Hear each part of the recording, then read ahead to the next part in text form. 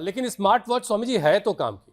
अब इसके जरिए हार्ट रेट, ईसीजी, और आपके फुट स्टेप को भी काउंट करता है कि आप दिन भर कितना चले, आपकी कैलोरी बर्न कितनी हुई, ये सारी चीजें ये बताती है ये घड़ी। इस एतबार से तो बड़ी अच्छी है।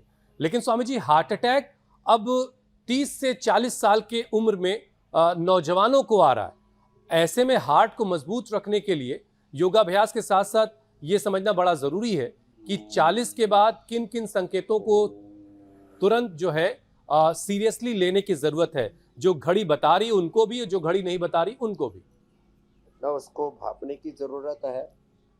और देखो स्मार्ट वॉच और अलग अलग प्रकार के ये जो टूल्स आप बता रहे हो ब्रेन की मैपिंग के लिए, अपने अंदर की गतिविधियों को देखने के लिए, जांच पड़ताल करने के लिए, ठीक है, लेकिन इतना भी ज़्यादा व्यक्ति को पराधीन नहीं होना चाहिए।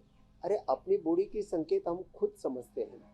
तो देखो हमने आज तक एक बार भी कोई ना तो स्मार्टफोन का, ना स्मार्ट वॉच का, ना अलग अलग प्रकार के ये जो ब्रेन की मैपिंग के लिए और ट्रैकिंग के लिए जो अलग अलग टूल्स करोड़ों करोड़ रुपए के बन रहे हैं अभी तो उसके बिना ही हमने तो अपने पूरे शरीर को अपने अनुशासन में रखा हुआ है। किससे? अथ योगानुशासनम। शरीर, इंद्रिया, मन, चित्त, चेतना, पूरा अस्तित्व। अब हार्ट की बात है तो देखो ये गोमुखासन करें, गोमुखासन कर लें, उष्ट्रासन कर लें, भुजंगासन कर लें, थोड़ा सा तेजी से चल ले, रनिंग कर ले, आपका हार्ट एकदम परफेक्ट रहता। खाली पेट कार्डियो अमृत। अर्जुन की छाल दालचीनी, अर्जुन की छाल दालचीनी, इसको उबाल करके और अभी गर्मियां हैं तो थोड़ा ठंडा करके या थोड़े से गुनगुने में एक बूंद शिला तुलसी की या अश्वशिला की का एक कैप्सूल वो थोड़ा साथ में ले लो।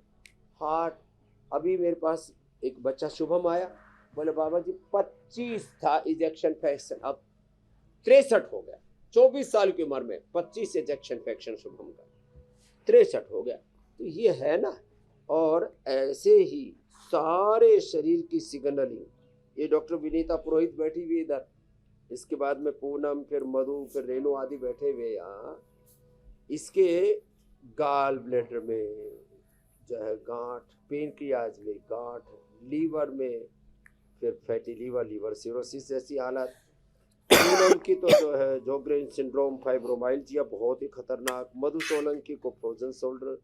ऐसे खतरनाक खतरनाक बीमारियां और सारी सिग्नलिंग फिर प्रॉपर होने लगती है। योग का माने चाहे वो यौगिक व्यायाम है, योग मूलक व्यायाम, योग मूलक आहार, विचार, वाणी, व्यवहार, स्वभाव, संबंध, आचरण, यौगिक व्यायाम, यौगिक प्राणायाम, यौगिक ध्यान और योग मूलक कर्मयोग, योग मूलक पूरा जीवन आचरण, उससे अपने आप पूरी बॉडी की सिग्नलिंग अच्छी हो जाती है।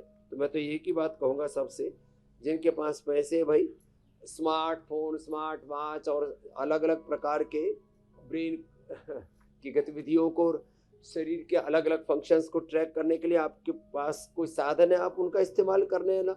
या जीवन में 5-10 साल में 1-2 बार कभी कोई टेस्ट कराने पड़े तो ठीक है। रोज के रोज ये सारी चीजें भी, इनके भी दुष्प्रभाव हैं।